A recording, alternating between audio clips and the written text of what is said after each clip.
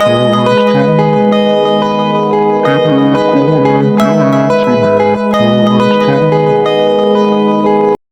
turn to section 1. You will hear Kevin Brown asking for information about renting an apartment through an agency. First, you have some time to look at questions 1 to 5.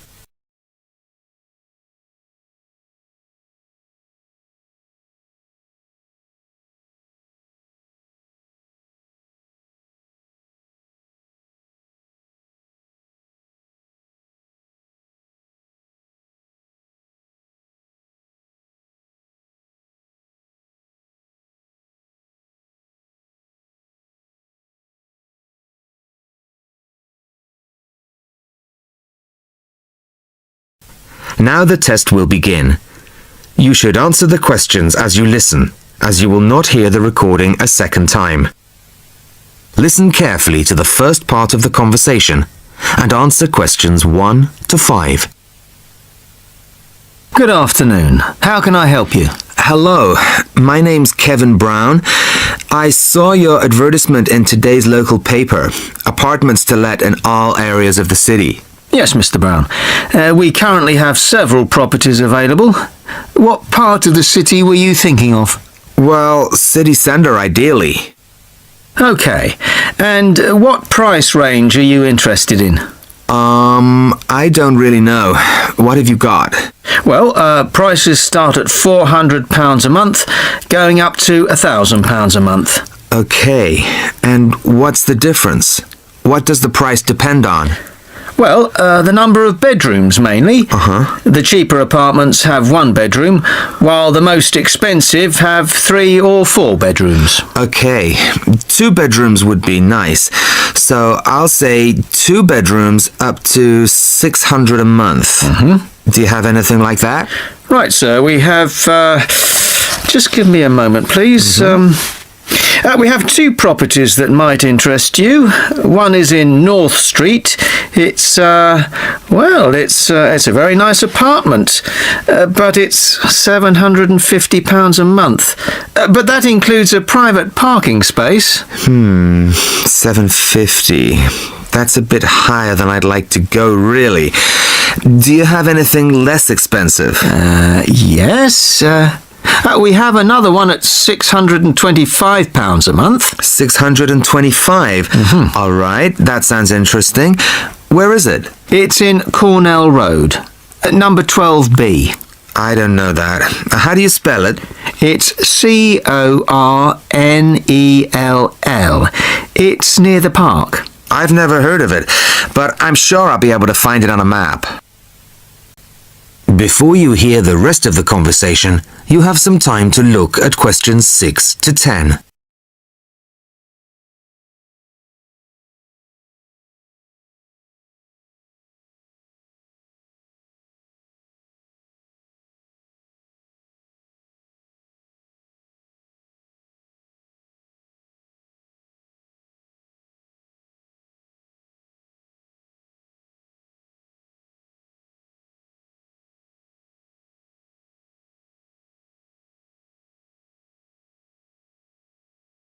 Now listen and answer questions 6 to 10.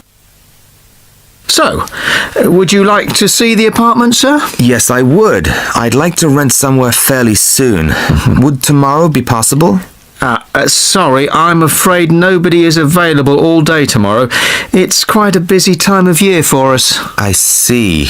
But if you're free later today, you could see it at 5:15.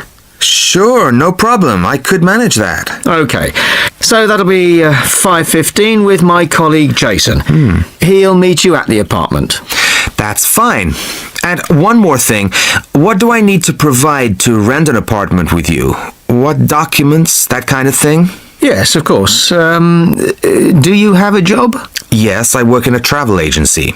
Well, a reference letter from your employer, saying you work for them, and a deposit, which is 1 month's rent plus a fee of £60. What's that for? It's an administration fee to cover the cost of preparing the contract. Okay. And one last thing. When would this apartment be available? It's empty now, so you could move in as soon as the contract was signed. That's great. Thanks very much indeed. Bye. Goodbye, Mr. Brown. That is the end of part 1. You now have half a minute to check your answers.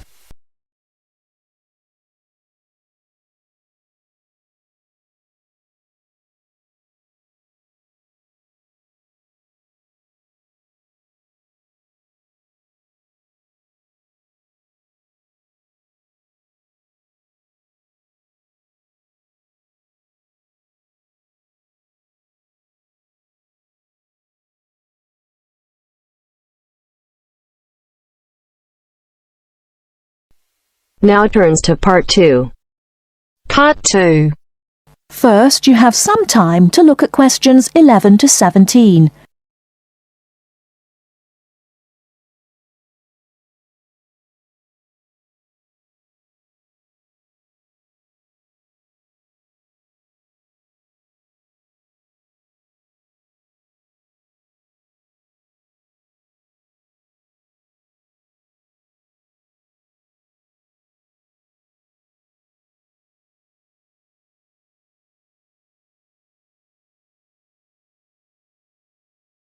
Now, listen carefully and answer questions 11 to 17. Hello, and thanks everyone for coming here today. I know it's always a bit stressful going for a job interview, but it's best to be prepared. For any of you who may not know me, my name is Fiona Ogilvie, and my job is to offer guidance and support for students with special needs. Now, you wouldn't be here today if you weren't interested in finding a job in the holidays. So let's get down to it and see what things you need to be looking out for. Most of you, I hope, will be applying for jobs with the companies that have been recommended by the university. The reason for this is that we here at the university already know these companies and have established good working relationships with them. I've also been to visit all of them and checked out the facilities they have to offer. You really need to make informed choices when you're looking for a job and make sure you know before you even get to the interview stage that your needs will be met. But I know that some of you are applying for jobs independently and have looked at companies outside the university recommended list. So for you, it's best to plan ahead and be aware of what it is you may need while you're working. Things that you need to check when you go for an interview are there enough toilet facilities and are these easily accessible?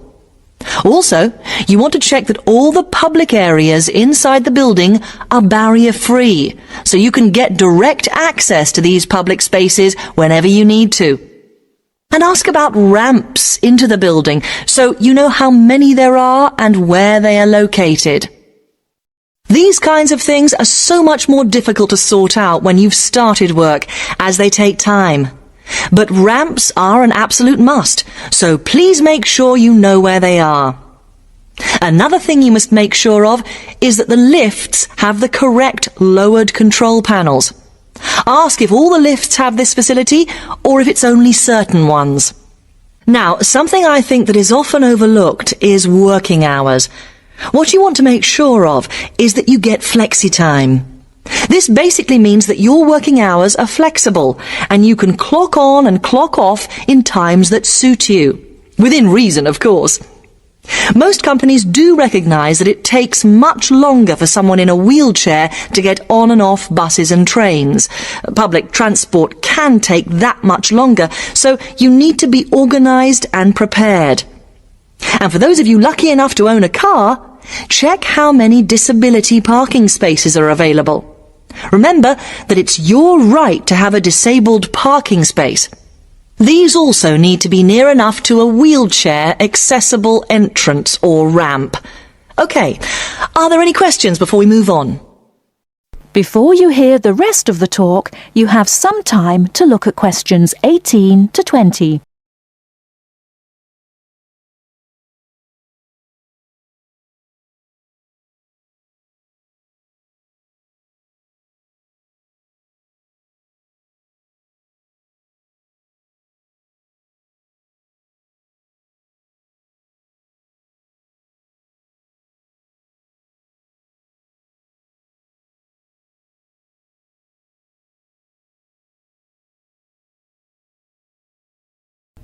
Now listen and answer questions 18 to 20.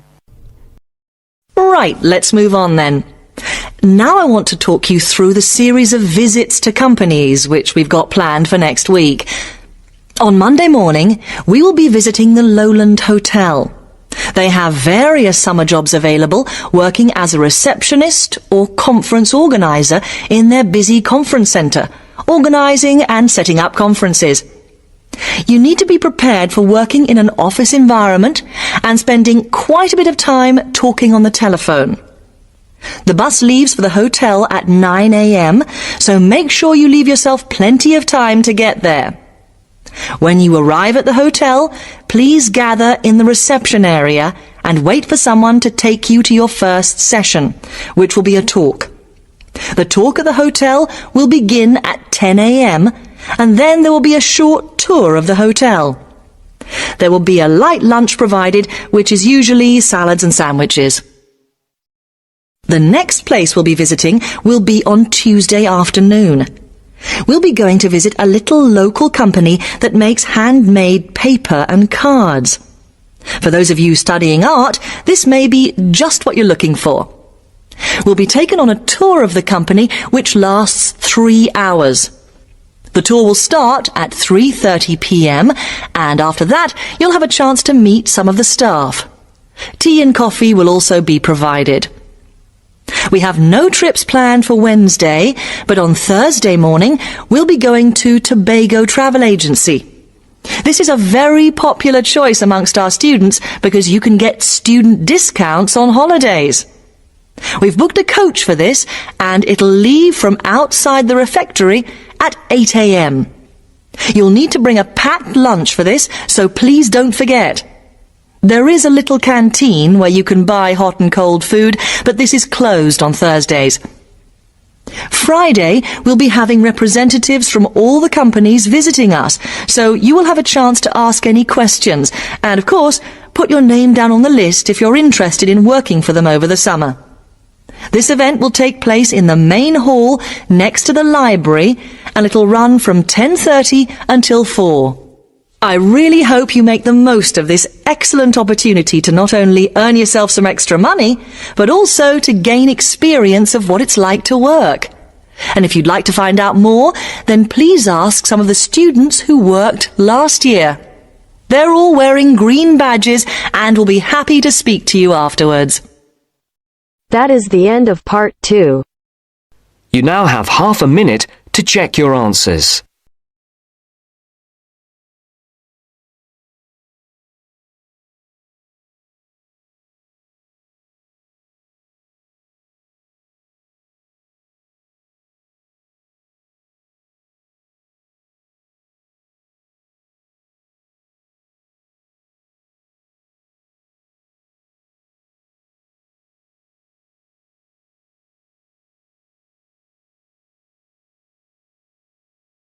Now turn to section 3. Section 3. You will hear 2 business studies students discussing a presentation they'll do on an article on working effectively in groups. First, you have some time to look at questions 21 to 26.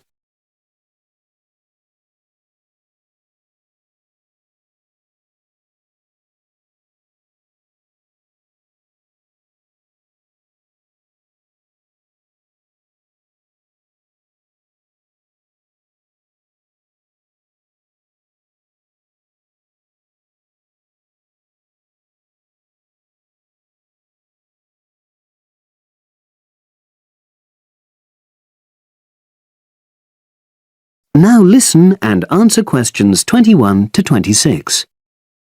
So, Brad, what did you think of the article on group work? Oh, hi, Helen.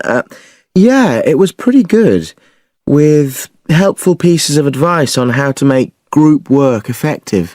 I think we were lucky to be given such a straightforward text to present at the management skills seminar. Yeah. Actually, shall we discuss it now? Have you got time? Sure. It's only a 10-minute presentation, so we just need to explain and then give our views on the main points raised in the article. I'll jot down some notes. Right. So, there are 3 main sections. I suggest we start with listening. Yeah, effective listening in groups, because it's not something that's frequently covered on courses in our field. No, and we should say that in the presentation. Yeah, and also effective listening's pretty simple, you know. I don't think it's hard to learn. Well, people think it's easy, but in my experience, most of us tend to be very lazy listeners. Okay, I wouldn't argue with that.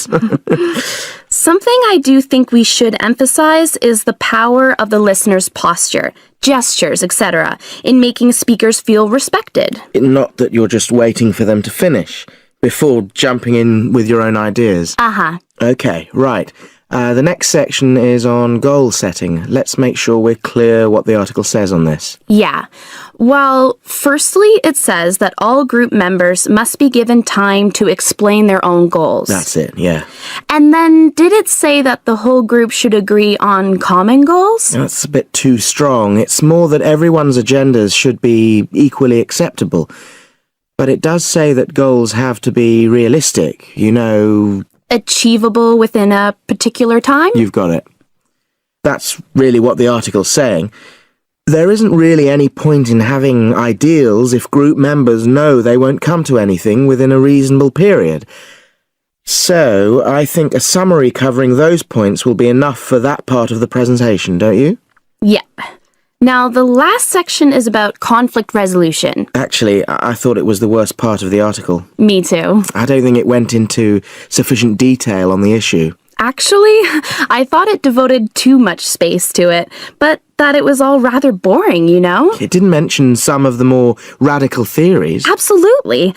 I found that really irritating. Right, and also I think it could have said more about conflict sometimes being healthy in groups. Absolutely. It just mentioned rather glibly about how we should avoid thinking of winners and losers, and that quick resolution of conflict is always desirable. Without explaining what these terms mean? Well, it gives quite detailed definitions, but doesn't develop a proper argument. Right. So, for the presentation, I think we just give some definitions and then explain what we felt were the weaknesses in the article's treatment of conflict resolution. Yeah, good. Now you have some time to look at questions 27 to 30.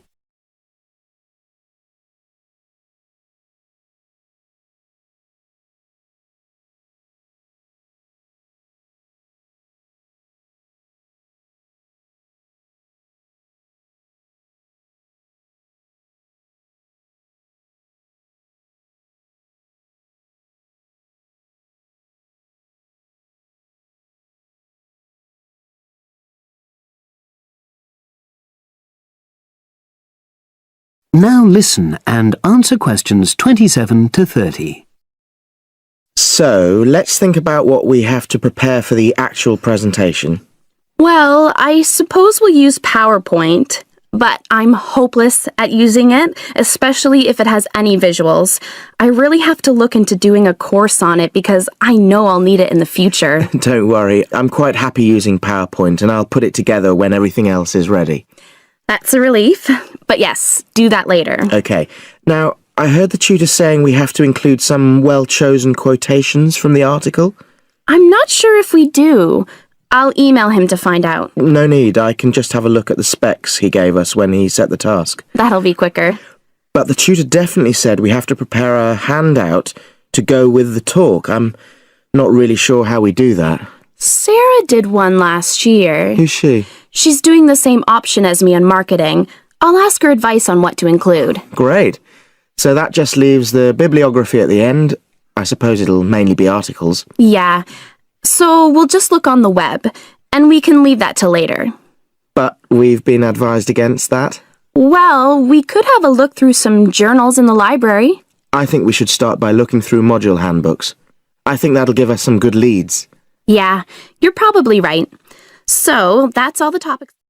That is the end of section 3. You now have half a minute to check your answers.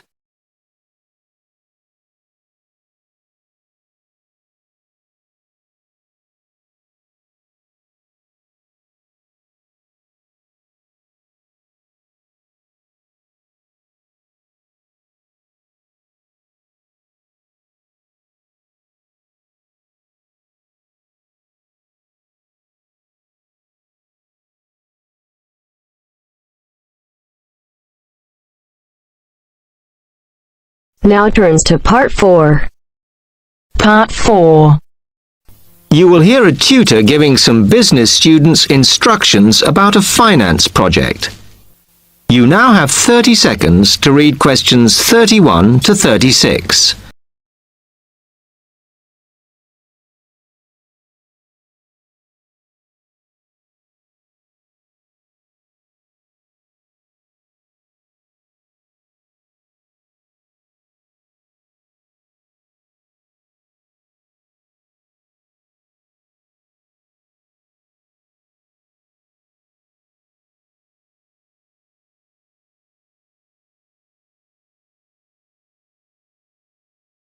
Now listen carefully and answer questions 31 to 36. Okay, can you quieten down, please? Now, today I'm going to talk to you about your assignment.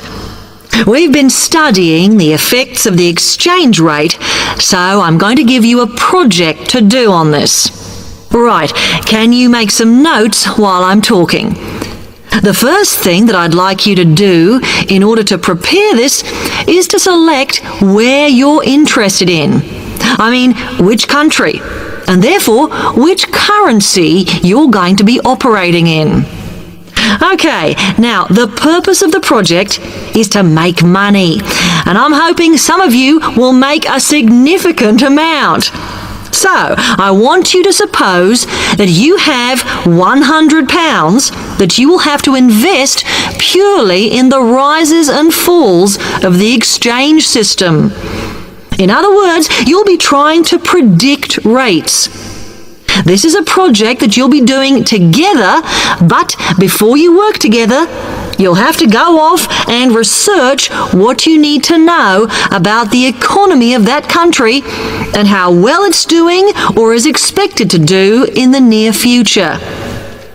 You could all make up a little information sheet with your notes on, clearly legible, because then I want you to get together, we can do that next week, and to go round and read about each other's countries. When you see how well or badly each country is doing, I want you to decide what your exchange rate is going to be against all the other currencies. After that is all sorted, what you're going to do is go around the other students and attempt to sell your money to the others. Remember, this will depend on the success of your country's economy and the rate you fixed for your currency. Now, you're not allowed to just swap currencies with each other, but you may wish to buy from the other countries. But you must do a proper transaction. All the way through this, you must keep your accounts properly for each transaction. I'll give you 1 week to do this, and then we will set a time for the deals to finish, a bit like the stock exchange. And at that point, I will ask you to calculate how much you have made. Is that clear? You now have 30 seconds to read questions 37 to 40.